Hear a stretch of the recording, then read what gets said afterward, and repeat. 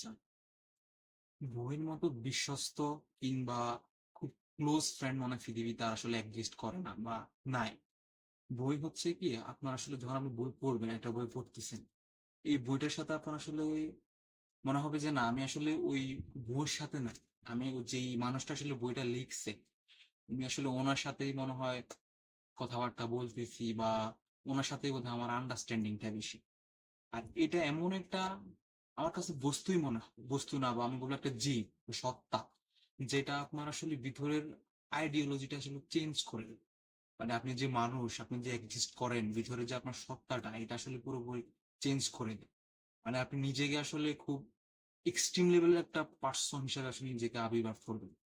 তো আমার কাছে মনে হয় আসলে আমরা যত যাই করি না কেন, এর পাশাপাশি যদি আমরা আসলে বই পড়াটা কন্টিনিউ করি, এটা আসলে মন্দ না, এটা আসলে আমাদের জন্যই বেটার।